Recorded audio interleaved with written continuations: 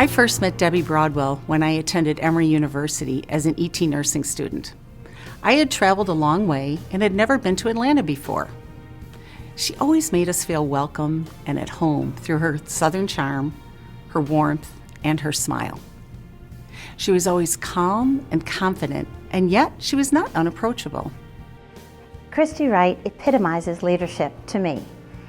She was the first organizational president to have her business degree, and that was an important element to her toolkit as she became our society president. Christy was visionary, which is important, but she was also strategic, which I think is essential. Christy is not just my hero, she's my mentor. I have long believed that the mentee selects the mentor. She has always given me storied advice and has been a tremendous sounding board and has helped me to become a better person and a better professional. I cannot imagine where our profession would be without the important impact Debbie Broadwell has had. Just the fact that we are now WOC nurses is because of Debbie's desire for our specialty to remain viable and to continue contributions to patient care for a long time. She is among the originators to the triple scope of practice that truly defined us in the 21st century. It was Debbie who called upon Dr. Michael Gray to serve as a faculty member in the Emory ET Nursing Education program long before this idea was mainstream. She envisioned incorporating continence care and chronic wound care into our scope of practice. This was forward thinking for the traditional ET practice model at that time. Everyone knows that Debbie Broadwell and Betty Jackson authored the first major textbook for ET nursing. These were formative years, and Debbie's ideas were not always popular. But she had the incredible ability to look beyond the present and cared enough to do something about it. Christy just knew that we needed a name that defined us. She helped us to stake our claim in the tri-specialty practice of wound ostomy continence nursing by leading us through an essential name change. Christy even knew that it would be more prestigious to be a society than an association.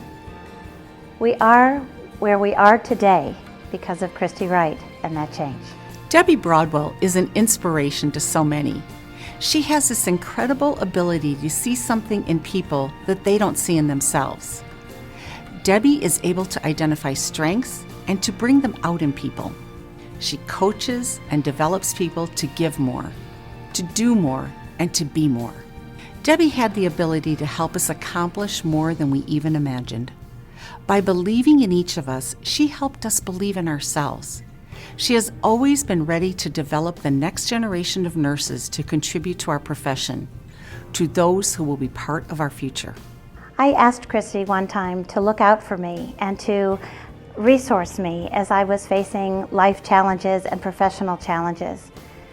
She has always given me storied advice and has been a tremendous sounding board and has helped me to become a better person and a better professional. Trying to identify Debbie's biggest contribution to WOC nursing is difficult. She has had so much involvement in shaping our profession into what it is today. But I think one of her greatest contributions is developing the professionalism of WOC nursing as a specialty practice. There was a time when we were not WOC nurses. It was Debbie's leadership that helped us move this organization forward. Without Debbie Broadwell, our organization probably would not have grown nor achieved the recognition it has today.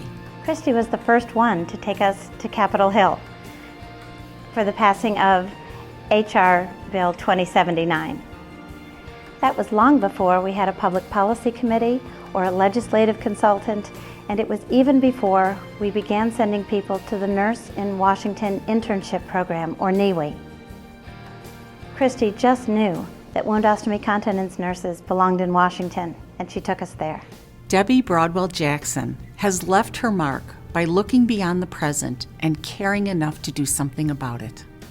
Christy Wright left her mark by staking our claim to tri-specialty practice, by identifying post-acute care as the next frontier in healthcare, and by taking us to the Hill to make policy changes a reality for us and for the patients we serve.